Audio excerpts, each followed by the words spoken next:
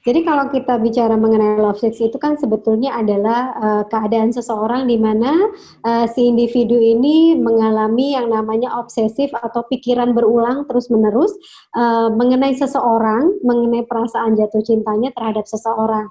Sehingga biasanya sih akan mengganggu juga fungsi kehidupan dia pribadi ya. Produktivitasnya bisa saja menurun gitu.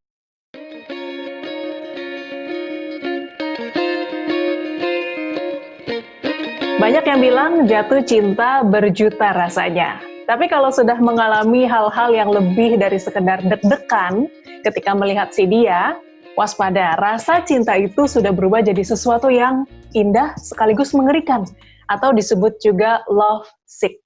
Menurut penelitian dari elemen behavioral health, love sick adalah reaksi kimia di otak yang sebenarnya sangat mirip dengan reaksi otak terhadap narkoba. Kok seram ya? Tapi gimana sebenarnya? Apakah memang sehoror itu?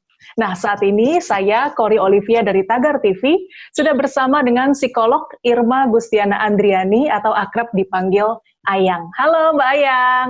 Hai Mbak Kori, apa kabar? Kabar baik, gimana kabarnya Mbak Ayang? Alhamdulillah sehat. Sehat ya. Oke, jadi gimana nih Mbak Ayang? Apa memang love sick seseram itu? Apa sih sebenarnya love sick itu? Oke, terima kasih Mbak Kori atas pertanyaannya. Jadi kalau kita bicara mengenai love sick itu kan sebetulnya adalah keadaan seseorang di mana si individu ini mengalami yang namanya obsesif atau pikiran berulang terus-menerus mengenai seseorang, mengenai perasaan jatuh cintanya terhadap seseorang. Sehingga biasanya sih akan mengganggu juga fungsi kehidupan dia pribadi ya. Produktivitasnya bisa saja menurun gitu. Oh gitu. Nah, Ya.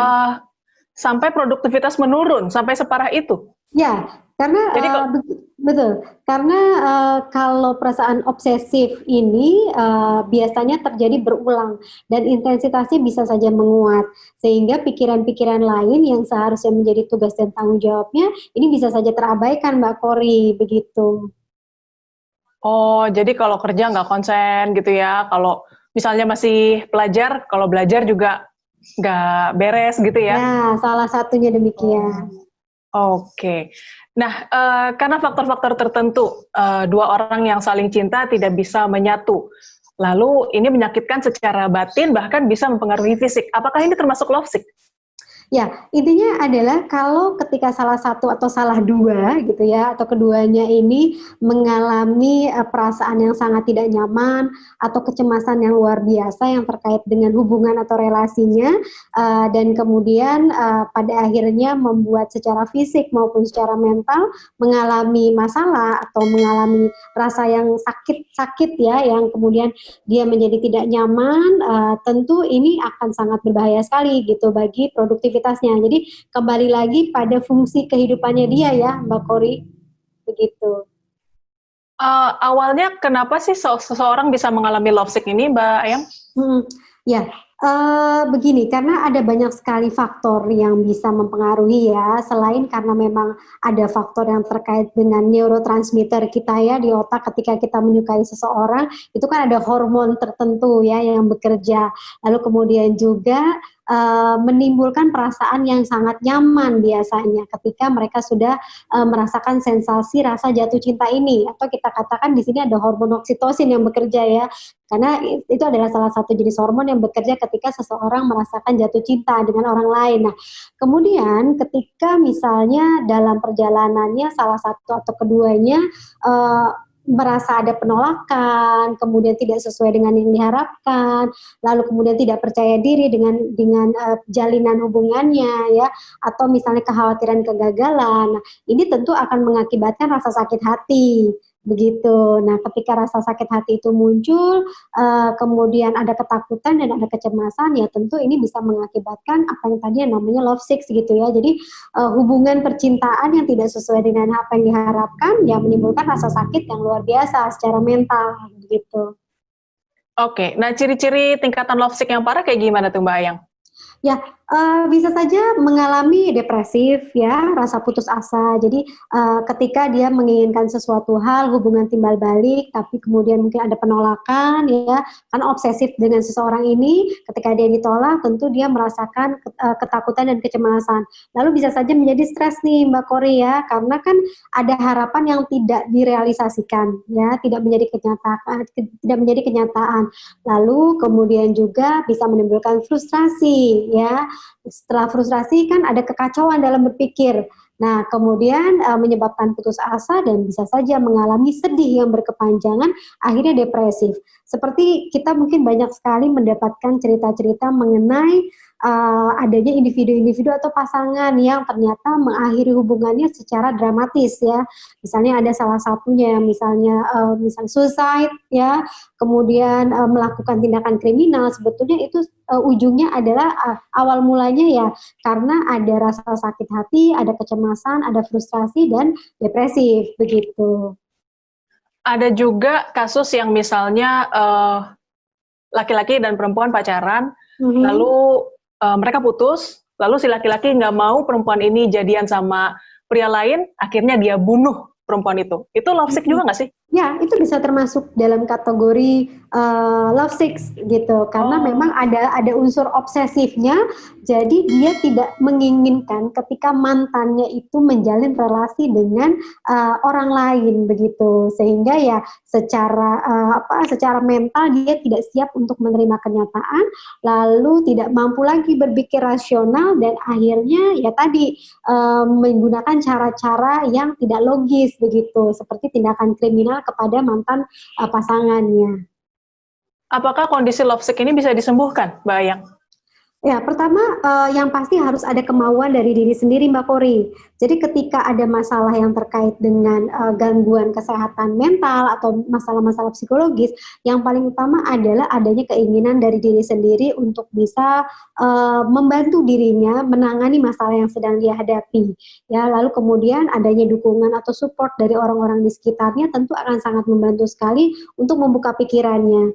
Ya, sehingga ketika dia ingin memulihkan diri dari rasa sakit hati atau rasa sakit karena percintaan ini, tentu akan lebih mudah ketika si individu tersebut telah memiliki keinginan atau dari dalam dirinya itu ada kekuatan untuk bisa merubah diri. Sehingga ketika dia nantinya menjalin relasi dengan orang lain, tentu akan menjadi lebih positif dan lebih harmonis. Begitu Mbak Kori. Oke. Kalau Mbak Ayang sendiri pernah nggak menangani kasus-kasus lovesick? Ada, tapi tidak banyak sebenarnya begitu ya. Jadi tingkatannya mulai kalau misalnya kita bicara lebih banyak ke dewasa awal ya, yang life quarter crisis ya, Mbak Kori. Mereka yang usianya 25 sampai 30 yang sedang berusaha untuk mencari jati diri yang terkait dengan hubungan personal, pekerjaan ya, karir dan lain sebagainya. Itu rata-rata beberapa di antara mereka ini mengalami ketidakmampuan untuk mengelola diri, bagaimana mereka sebetulnya ingin mencari pasangan yang ideal, menginginkan seseorang, namun pada kenyataannya itu bertolak belakang dengan harapan yang atau kenyataan yang kemudian dia hadapi, begitu. Tapi itu termasuk lovesick? Kalau mengganggu produktivitasnya iya. Oh, oke. Jadi sampai ada penurunan kualitas hidup ya, misalnya makan minum menjadi terganggu, kualitas tidur jadi terganggu, kemudian konsentrasi menurun ya, kekacauan dalam berpikir. Nah, beberapa di antaranya membutuhkan pertolongan untuk kembali membingkai ulang pola pikirnya. Jadi reframing kembali pola pikirnya yang terkait dengan apa sih jatuh cinta itu, bagaimana kepercayaan dirinya, lalu bagaimana meminimalisir adanya stres yang terkait dengan hubungan percintaan, relasi pribadi, dan juga tetap produktif dalam hal pekerjaan atau kehidupan dia yang sehari-hari. Gitu. Nah, iya, karena kan kalau kata orang-orang jatuh cinta harusnya senang ya, betul, bukan malah menyakitkan. Betul. Oke, Mbak Ayang, ada mungkin pesan untuk mereka yang sedang lovesick, menderita lahir batin karena cinta tidak berwujud sebagaimana yang diharapkan? Silakan Mbak Ayang. Ya, yang paling penting adalah begini sih sebetulnya, meningkatkan kepercayaan diri itu menjadi hal yang sangat penting sekali. Jadi ketika ada rasa penolakan dari pihak lain gitu terhadap diri sendiri, bukan berarti diri sendiri itu ada kekurangan ya. Artinya tetaplah harus percaya diri, kemudian peta cintanya gitu ya. Setiap orang pasti punya peta cinta, peta idealnya dalam hal pemilihan pasangan. Peta cintanya dibuka kembali. Kira-kira mana yang memang cocok untuk saya, mana yang memang realistis, kemudian bagaimana cara pendekatan yang membuat diri sendiri menjadi nyaman ya. Lalu kemudian lakukan proses secara perlahan, jangan buru-buru, kenali calon pasangannya, kenali orang yang akan menjadi partnernya ini dari segi kelebihan dan kekurangannya, dan bersikap realistis dan jalani semua prosesnya dengan happy gitu Mbak Kori. Oke, jadi semua kembali ke diri sendiri ya Mbak Ayang ya. Oke, Mbak Ayang terima kasih banget sudah mau ngobrol sama Tagar TV. Terima kasih kembali. Semoga obrolan kita ini bisa bermanfaat untuk para netizen ya. Ya, tentunya. Netizen, demikian psikolog Irma Gustiana Andriani atau akrab dipanggil Ayang. Subscribe channel YouTube Tagar TV dan klik loncengnya juga untuk mengikuti video menarik membahas topik terhangat hanya untuk Anda. Saya Kori Olivia dari Tagar TV.